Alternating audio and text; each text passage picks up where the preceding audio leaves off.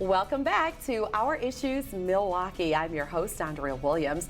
Our focus this morning has been on Peace Week Milwaukee. That's again happening August 16th through the 23rd. My next guests are representing a theater company whose mission is to promote the healing from and dismantling of oppression, as well as promoting the weaving together of community and solidarity. Dr. James A. Murrell is the director of Playback Milwaukee Theater Company, and Yvette Morel serves as the connector of Playback Milwaukee. Pleasure to have you both here. Thank you. How are you today? Very good. I'm glad. And basically, James, if you would tell us, you formed Playback Milwaukee about 5 years ago. Yes. And I'm interested in knowing your vision behind the theater company. Well, the way that it started, I had been a member of a company in Asheville, North Carolina, where I was living, and I had occasion to move back to Milwaukee. And there's, by the way, playback companies all over the country and all over the world. And so I was in a company in North Carolina. I came here. There's no playback here. So eventually the thought was, in talking with Yvette, well, we should just get some people together and I could teach folks how to do it. So our original aim was not necessarily to create a company, but just to get people together and have the joy of doing playback, because it's the experience of sharing each other's stories and playing it back. It was like, this is great stuff. Let's do more of this. And we started off meeting once a month, and as that was in August of 2010. Wow. As it got a little colder, people started to say, can we do this every week? Because it was so much fun. Yeah, we really needed it.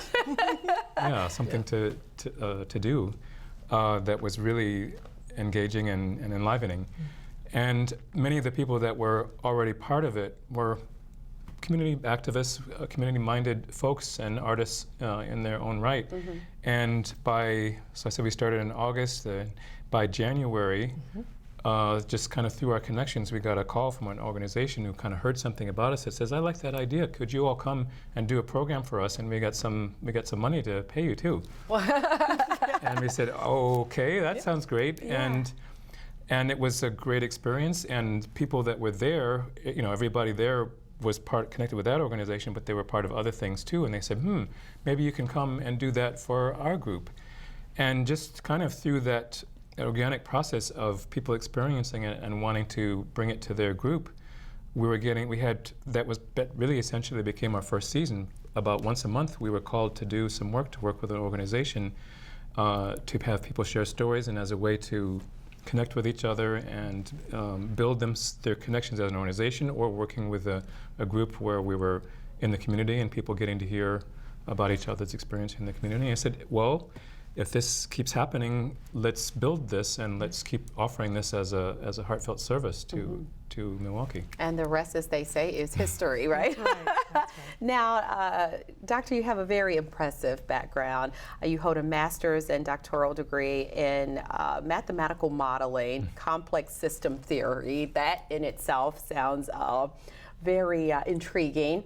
And I'm interested in knowing how you combine your research studies with the creative performance process. Well, that life in academia feels like it was another lifetime ago. But the last work I was doing when I was really in the university was how is it that people cooperate? How do groups cooperate with each other? Fascinating thing, very interesting to dig into the mathematics of that. And is also something I cared about. I've always had a concern for making it a better world for social justice. But when I realized that, as interesting as it was, I was writing papers that might appear in journals that maybe 5 or 10 people in the world would ever read. And meanwhile, the world is going on and things are happening and justices are happening. I made a commitment eventually to mostly leave that world and to start to engage with real life people. How do real life people cooperate? And one of the things I discovered along the way is that bringing people together has a lot to do with hearing and sharing each other's stories, each other's experiences, and coming to a way of understanding each other that's deeper than many other ways that we can encounter each other. Wow, and Yvette, we have not forgotten about you. You're there alongside your husband as the connector for Playback Milwaukee. If you would tell us what role you play as the connector. Well, being born and raised here from Milwaukee, I just knew lots of people and imagined that there would be some who would be interested in this kind of idea. James actually took me down to Asheville, and I got to play and get a feel for what the energy was like, and then began to imagine who in our community might be interested in engaging and just playing along with us. Okay. So my role was whatever it took to bring people together, and whatever it took to hold our community in a way where people felt loved, nurtured, connected to the work that we're doing. Felt enlivened by it, and that we could evolve ourselves as a company and as a group together and be in service. So just everything from end to end. Really all the relational elements that it takes to kind of hold those logistics together, that's what I do. All right. And your background includes facilitating and consulting, and you also serve as a life coach for people in nonprofit and government agencies, corporations, and educational institutions. So you hold a BA in business administration with a minor in modern jazz dance from Beloit College. So, I mean, both of you together are really intriguing. I think that is the word, because you have this energy about you. It's extremely positive. And then with your extensive background of all the things you're capable of doing, you've put it in a form where you're able to help change the way people think and feel through your performances. So let's talk about when you do perform. So people actually tell you their story, you guys kind of take it in, and then perform their story back. Is that how it works? That's basically how it works. I mean, in a performance setting, people are invited from the community to come and participate, and you know, we do some things to kind of warm up. We have short forms and we have long forms that we use, but basically at a particular point in the show, someone from the audience is invited to come and sit in the performance area next to the conductor. That's like the MC of the event. And basically the conductor interviews them as they tell a little bit fuller story of their experience. Everyone hears it at the same time. The audience members, as well as the players, the playback players who are seated on stage. There's also one or more live musicians. We also have a visual artist that paints along with the process. Oh, wow. So as the story is being told, everyone hears it. When the story is complete, the conductor turns to the audience and says, "Let's watch." And then at that moment, without conferring, the players stand up and immediately play that story back on the spot. And the musician improvs along with them as the painter is painting. And the teller that's seated, they stay in the performance area and they just witness their story being played back. And the audience gets to watch that person watching their story. So even if they haven't told a story, there's a way in which each person finds a connection and a relation to that particular story. Wow. It's quite magical. I love that, especially in the sense when you think that people can all hear the same story, but internalize it differently, and how you perform it or draw it, whatever the case may be, is what makes it so very interesting. I love the concept behind it all. You spend a lot of time visiting public schools and colleges. So what's your main focus when you're performing for young people? Well, our main focus is listening. To listen as generously as we possibly can, and to find the shared humanity moments that exist for all of us. So, I mean, our practice is really being able to enliven those stories. We don't do like traditional improv. We don't try and take it and riff on it and make it funny. We don't do that. Our intent really is to honor the story that's just been shared. And we have a variety of forms that we use to really honor it. So it really doesn't matter the age of the audience members that are kind of telling the stories. I mean, if we happen to be working with 3rd and 4th graders and there's a lot of falling down stories, okay, but that's what we're working with at that stage. So it makes sense. But fundamentally, our intention is to find what matters most and what's really heartfelt to the individual that's sharing the story, and to offer that back in a way that's creative and dynamic. Yeah, so being that you've been in the school setting, especially when you talk about high school and college, James, I'm wondering if you've had kids tell stories about attempted suicide, depression, things that really can be life-changing for the audience to even hear. Well, it's interesting you should say that, because a couple years ago we actually went for a grant to go in specifically to 2 high schools in Milwaukee, and basically an extended residency of several weeks going into the classroom and working with the issue of teen depression and suicide prevention. It was in the context of a class on restorative justice, which is another thing that we have done in the high schools in terms of working with training young people to hold peace circles essentially with and for each other. And so it was in the context of that class that we dealt with those issues. Hard to talk about. In fact, one of the funders' idea was this is something that has a taboo that makes it even difficult to talk about. So we spent that time in the classroom, and it culminated in, I'll say workshop, although we like to say play shop, where we were doing, having them work with their own stories, and not so much stories, obviously, about being on the verge of suicide, but stories about maybe coming through to the other side of an experience of depression, or maybe a time when someone was able to be an intervention for someone, and work with those stories. And we also had then an evening performance for parents and the rest of the school community.